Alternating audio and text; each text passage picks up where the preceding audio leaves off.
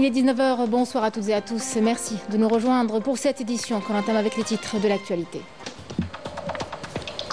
Activité du Conseil de sécurité de l'ONU sous la présidence de l'Algérie. Parmi les sujets clés, la gestion des avoirs gelés de la Libye, le soutien à l'intégrité du Liban et à sa reconstruction et la désescalade entre la Russie et l'Ukraine dans un objectif commun de paix et de stabilité.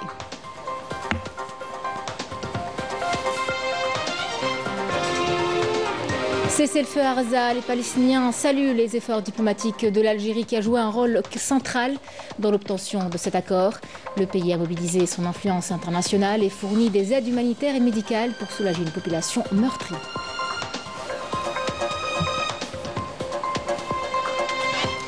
En Algérie, la mosquée Ketchaoua symbolise les tragédies de l'histoire coloniale entre massacres et effacements culturels imposés par l'occupant. Une douleur partagée par toute l'Afrique où des crimes comme ceux de Kabkab au Tchad rappellent les violences subies sous la colonisation.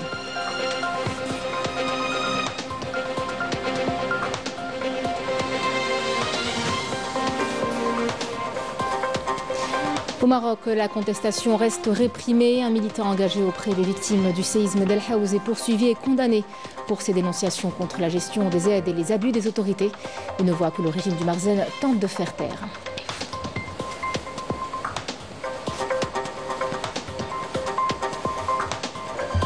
À Oran, l'inauguration de l'Institut de criminologie renforce la formation et la recherche, tandis que l'incubateur pour étudiants stimule l'innovation et l'entrepreneuriat auprès des jeunes talents de la région.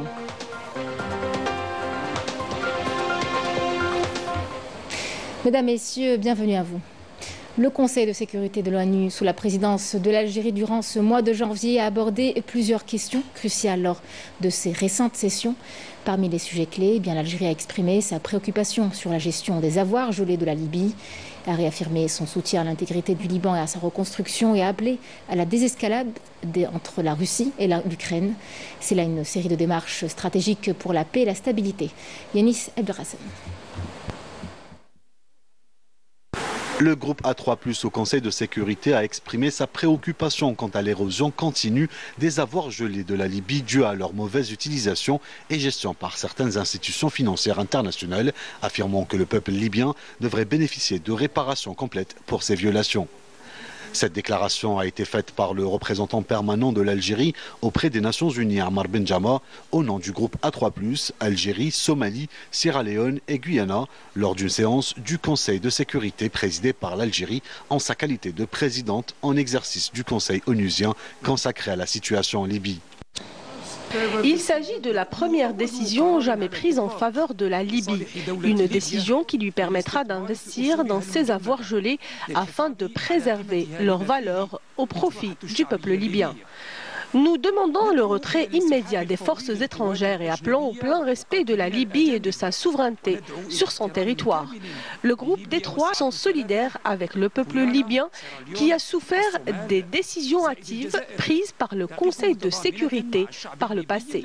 J'appelle le Conseil à assumer ses responsabilités et à soutenir le peuple libyen par tous les moyens, notamment pour l'organisation d'élections libres et à soutenir le peuple libyen par tous les moyens possibles. Le Conseil de sécurité de l'ONU, sous la présidence de l'Algérie, a adopté une déclaration présidentielle réaffirmant son soutien ferme à l'intégrité territoriale, à la souveraineté et à l'indépendance politique du Liban, conformément aux principes énoncés dans la résolution 1701, appelant à fournir à l'avenir davantage d'aide internationale pour contribuer à la reconstruction et au développement du Liban, renforcer ses institutions, y compris l'armée libanaise, et aider à instaurer un cessez-le-feu durable et une solution à long terme du conflit.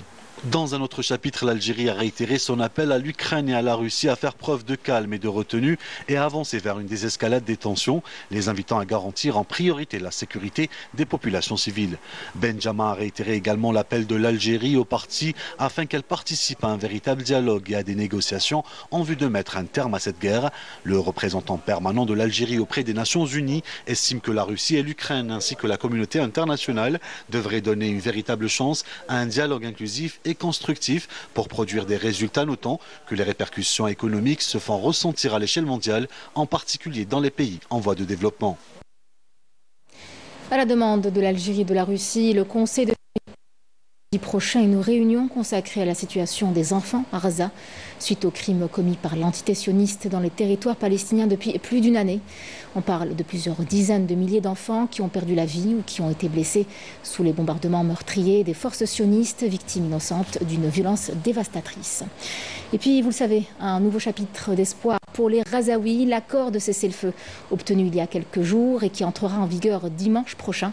Les Palestiniens résolus à reconstruire leur quotidien après plus de 15 mois de souffrance et d'horreur saluent les efforts diplomatiques de l'Algérie qui a, il faut le dire, joué un rôle central dans l'obtention de cet accord. Le pays a non seulement mobilisé son influence internationale, mais également fourni des aides humanitaires et médicales. Mais au-delà de cette décision, une inquiétude demeure. Yasmine Massoudi. Après des mois d'attente et de sacrifices, les Palestiniens sont descendus dans les rues pour célébrer la signature d'un cessez-le-feu tant attendu. Les déplacés, qui ont quitté leur refuge, ont affirmé leur attachement à leur terre et leur détermination à y rester malgré tout. Cette résilience trouve une résonance particulière dans l'histoire de l'Algérie, qui, après des années de lutte acharnée, a obtenu son indépendance et s'est libérée du colonialisme. Nous transmettons à nos enfants l'amour de la patrie, malgré toutes les épreuves. L'exemple de l'Algérie, qui a perdu 1 500 000 martyrs pour obtenir son indépendance, nous inspire. Pour ma part, même si j'ai perdu tous mes enfants durant cette guerre, je ne ressens pas de tristesse. Mon espoir est de les retrouver un jour au paradis. Les Gazaouis ont souligné que dès le début de l'agression sioniste contre l'enclave palestinienne, l'Algérie a joué un rôle central en obtenant des décisions importantes au sein du Conseil de sécurité pour protéger les civils palestiniens. Avant même la fermeture des frontières, l'Algérie a envoyé de l'aide humanitaire, des équipes médicales et a accueilli les blessés dans ses hôpitaux.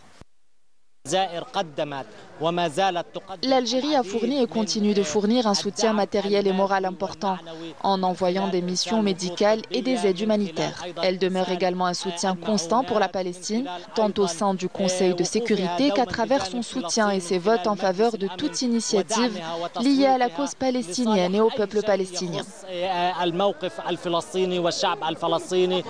Bien que l'accord de cessez-le-feu ait été signé, l'occupant sioniste a tenté de gagner du temps jusqu'à dimanche prochain, commettant davantage de massacres. Plus de 80 martyrs et 200 blessés, pour la plupart des civils, ont payé le prix de cette prolongation de violence, parmi lesquels 2 journalistes qui couvraient l'actualité du cessez-le-feu.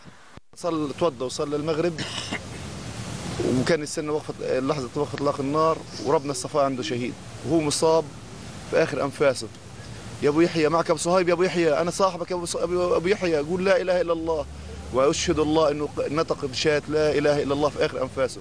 Les Palestiniens redoutent par-dessus tout que l'occupant sioniste se retire de l'accord à tout moment et reprenne ses massacres, plongeant à nouveau le peuple palestinien dans la violence et la souffrance.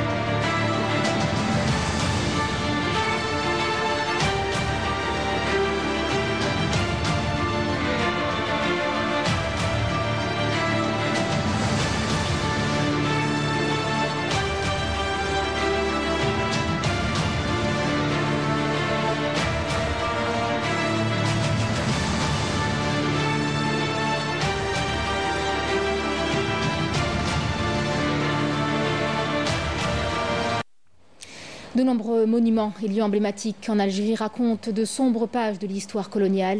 Parmi eux, Djama Ketchaoua à la Casbah d'Alger. La mosquée est l'un des témoins les plus saisissants. Transformée en cathédrale après de sanglants massacres, elle symbolise l'effacement culturel et spirituel imposé par l'occupant français. Ketchaoua demeure un témoin silencieux de ces stratégies et rappelle à la fois la douleur de l'histoire et l'inébranlable résistance du peuple algérien. Rina Lourari. Au cœur de la basse Casbah d'Alger, la mosquée de Ketchaoua se dresse comme un symbole édifiant de la résistance algérienne face à l'occupation française. Érigée en 1612 comme un phare de spiritualité et de savoir, cette mosquée est devenue au fil des siècles un témoin silencieux mais éloquent des atrocités coloniales et de la résistance du peuple algérien, profondément attaché à son identité et à sa foi. Après l'invasion française de 1830, le pouvoir colonial s'est lancé dans une politique d'effacement systématique de l'identité islamique. 2 ans plus tard, en 1832, sous les ordres du général duc de Rovigo, la mosquée Ketchaoua a été réquisitionnée pour être transformée en cathédrale chrétienne. Une décision face à laquelle des milliers d'Algériens, savants et fidèles, se sont rassemblés au sein de la mosquée, refusant de céder ce lieu sacré. Cette mobilisation pacifique a été brutalement réprimée par les forces coloniales qui, sous les ordres du général duc de Rovigo, ont pris d'assaut le lieu de prière, massacrant de sang-froid plus de 4000 hommes, femmes et enfants et incendiant des centaines d'exemplaires du Saint-Coran, profanant les lieux chargés de sacralité islamique. Quelques mois plus tard, la mosquée de Ketchaoua, désormais une cathédrale, accueillait sa première messe chrétienne, un acte à travers lequel l'occupant français tentait d'affirmer sa mainmise sur l'identité culturelle et spirituelle des Algériens. Cependant, cette tentative de soumission a échoué face à la résilience du peuple algérien, résolu à récupérer ce qui lui revenait de droit. Après l'indépendance, la mosquée de Ketchaoua retrouve son identité islamique. En novembre 1962, la première prière du vendredi y est tenue, marquant la renaissance de ce lieu sacré après plus d'un siècle d'oppression.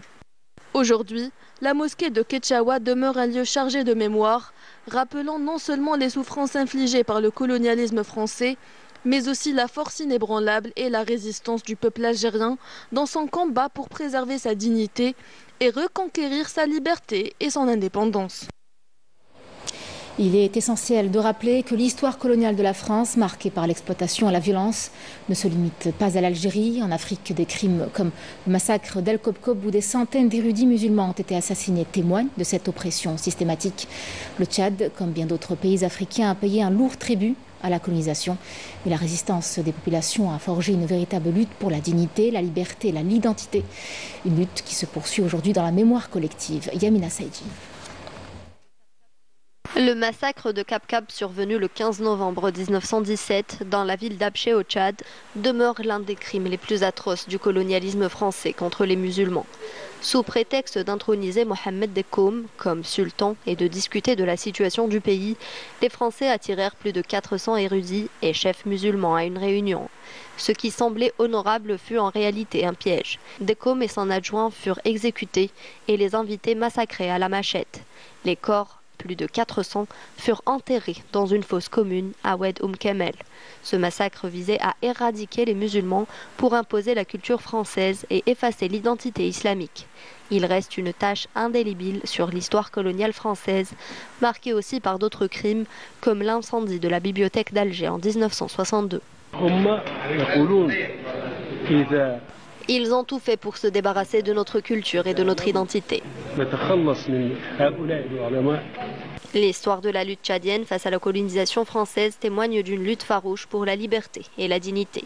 Le chef, Rabah Zoubeir, puis son fils Fadlallah, ont imposé une barrière infranchissable contre l'avancée coloniale, menant une résistance politique et armée déterminée. Après des années de combats acharnés et de lourdes pertes des deux côtés, les Français ont fini par étendre leur domination sur le nord et le sud du Tchad. Mais les habitants de Ouadia, eux aussi, ont refusé de se laisser abattre. Encouragés par leurs savants et guides religieux, ils ont défendu avec courage leur culture, leur foi et leur identité.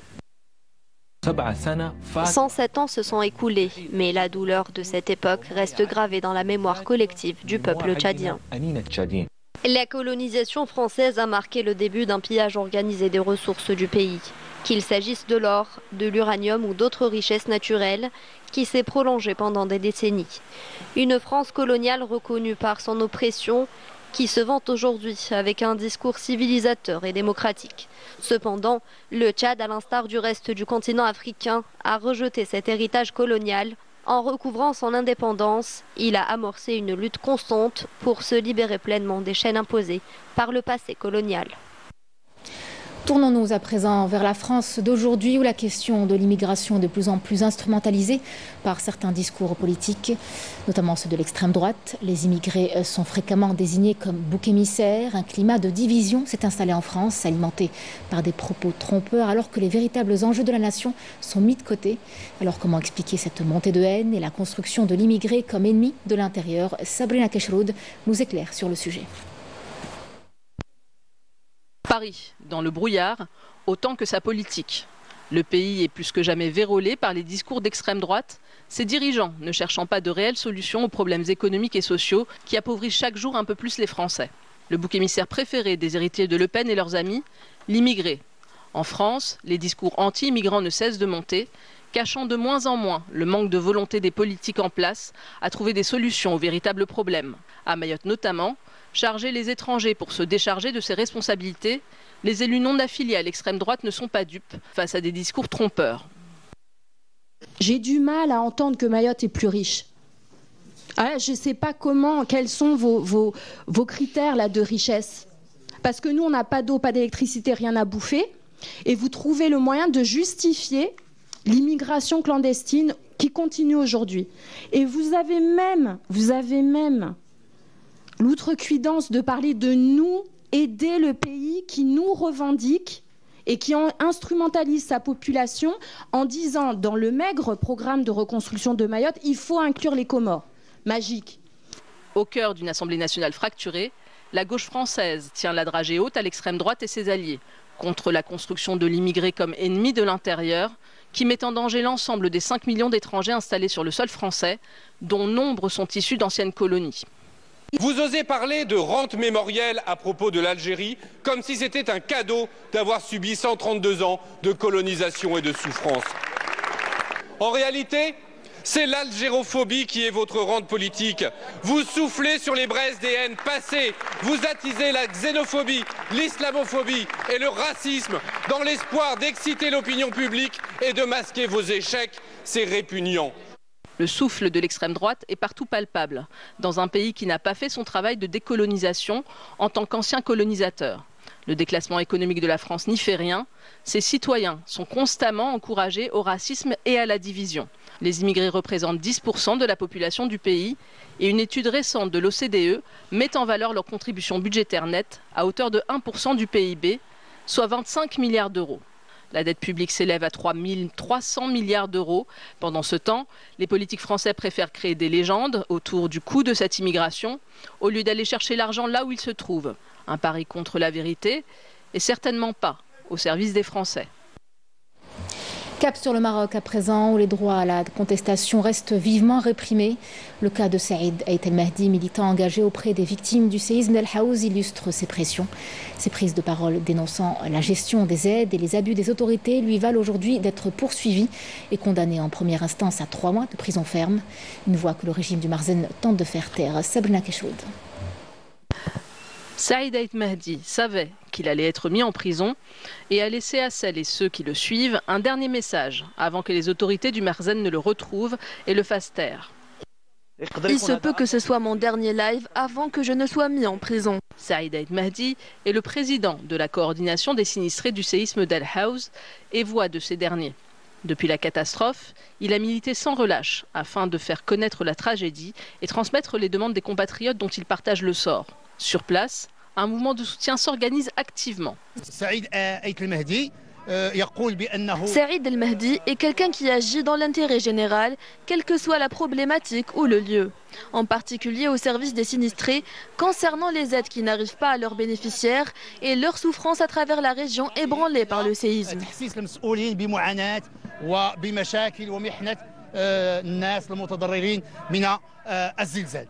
Depuis plus d'1 an, la persistance des demandes des Marocains victimes à El Haouz et aux alentours pose la question légitime de l'application des droits des citoyens sur fond de clientélisme, exploitant le calvaire des victimes. Une véritable question de justice sociale. Sans compter que Saïd Ait Mahdi n'est pas seul, d'autres activistes le soutiennent et sont solidaires de son sort, jusqu'à vouloir prendre sa place. Toutes les personnes que vous voyez sont des déplacés et leurs droits ne sont toujours pas reconnus. Ils n'ont pas à l'arrêter, qu'ils nous arrêtent tous. Comment expliquer que plus d'1 an et 4 mois après, les sinistrés soient laissés dans les mêmes conditions précaires? Les faits sont indéniables et les voix du peuple marocain résonnent toujours plus fort, au point où le Merzen ne peut les étouffer. Revenons au pays avec ces consignes de sécurité en raison des précipitations importantes de pluie et de neige et suite au bulletin météorologique spécial émis aujourd'hui par l'Office national de météorologie faisant état d'une alerte de 3e degré. Le commandement de la gendarmerie nationale appelle les citoyens à respecter le code de la route ainsi que la vitesse autorisée et la distance de sécurité et à vérifier également l'état du véhicule avant tout déplacement.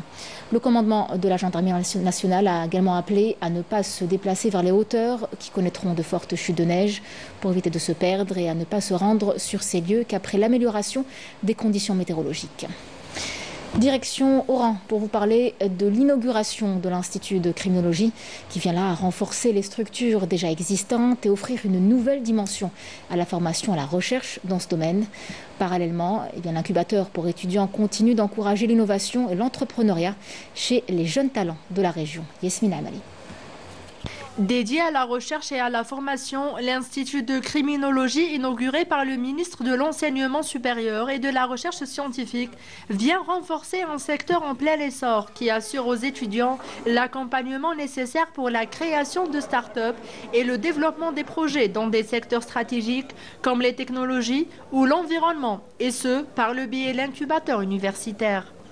تدعمت جامعة وهران واحد بمعهد لا مثيل له على المستوى الوطني والعربي. L'université d'Oran 1 s'est dotée d'un institut unique en son genre à l'échelle nationale, arabe et africain. L'Institut de criminologie, cet établissement incarne une modernisation de l'enseignement dans le domaine des sciences humaines en intégrant des disciplines comme le droit, l'informatique, les big data, la médecine et les mathématiques appliquées. الرياضيات التطبيقية إلى غير ذلك. الحدث الثاني المهم وهي العدد. Par ailleurs, l'université se distingue également par le nombre important de start-up et de micro-entreprises qu'elle soutient, renforçant ainsi son rôle économique tout en contribuant à la création de valeur ajoutée pour l'économie locale et nationale. للجامعة وكذلك تخلق قيم مضافة مختلفة للاقتصاد المحلي الوهراني والاقتصاد الوطني. Cette visite met en avant le potentiel des start-up, fruit d'un encadrement académique combiné à des formations en entrepreneuriat. Les étudiants y présentent des projets ambitieux conçus pour apporter des solutions concrètes dans des domaines variés tels que la technologie, l'agriculture durable ou encore les produits pharmaceutiques. Ces présentations se déroulent devant une délégation composée de responsables universitaires, d'experts et de potentiels partenaires. Une véritable opportunité pour ces jeunes entrepreneurs de valoriser leurs idées et de donner une impulsion à leurs initiatives. Un incubateur, comme son nom l'indique, c'est une structure d'accompagnement des étudiants. Donc l'étudiant vient avec une idée soit innovante, soit classique. Le plus important, c'est d'avoir une idée. Donc on va l'accompagner pour que cette idée se réalise sous forme de start-up pour les projets innovants ou projets classiques, micro-entreprises. Donc les objectifs, nous, on cible beaucoup plus la qualité. Donc on reçoit les étudiants. La première année, l'expérience, la première année, c'était 40 projets. La deuxième, c'est 100 projets. Cette année, avec le nouveau dispositif 1275, on est dans la 3e année. On est presque à un recensement de 300 projets. Nous avons pensé à créer cette entreprise pour le but d'exploiter des microalgues, notamment la spiruline. Dans le domaine parapharmaceutique, on a créé de compléments alimentaires et aussi des produits cosmétiques. En tant qu'étudiants ayant obtenu une start-up, nous avons été encadrés par l'incubateur de l'université d'Oran 1 qui nous a apporté un soutien précieux dans les études économiques et marketing de notre projet. Les projets développés au sein des incubateurs visent à transformer les idées innovantes des étudiants en solutions concrètes pour répondre aux défis économiques et technologiques. Ces initiatives renforcent le rôle des universités comme moteur du progrès et de l'innovation. Allez, on vous embarque dans une machine à remonter le temps à Béchar, au niveau du Qsar Mourel, un site historique qui nous dévoile ses ruelles pittoresques et son architecture ancestrale. Mais malgré les efforts de restauration, il reste tout de même vulnérable face au temps. Un appel est déjà donc lancé pour préserver ce trésor culturel et historique. Sophia Bessedet. Le Qsar de Mourel, l'un des plus beaux sites de la région de la Saoura. Pour les amateurs des sites historiques, c'est une destination à prendre. Situé à 52 km au nord-est de Béchar, Mourel vous accueillera bras ouverts avec un climat frais et un paysage magnifique. Au vieux Qsar de Mourel, construit depuis plus de 8 siècles. Il n'est pas le premier ni le seul, il y en avait d'autres, mais malheureusement il n'en reste plus que des ruines.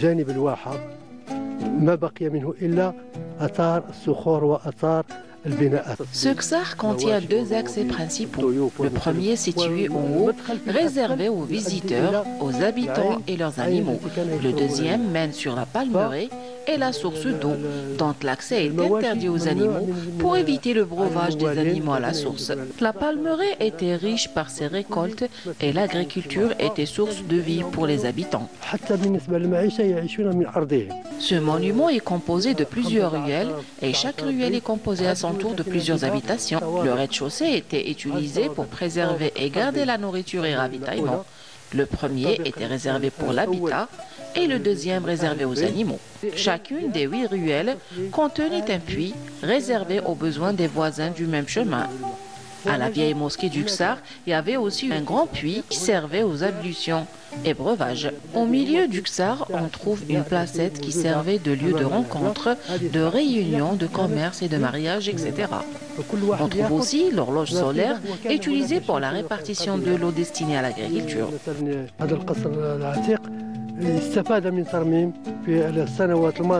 Ce vieux Qsar a bénéficié depuis quelques années d'une restauration de la placette et de la façade. Malheureusement, l'intérieur du Qsar a subi une détérioration par quelques touristes et visiteurs qui laissent des écritures et des traces qui abîment ce beau héritage. Sans oublier les phénomènes naturels comme les dernières intempéries qui ont causé l'effondrement de plusieurs murs et toits. Il faut que la société civile s'implique ainsi que toute la population pour préserver ce patrimoine culturel historique. Le visiteur de cette belle localité partira en gardant un bon souvenir de l'endroit et de l'hospitalité de ses habitants.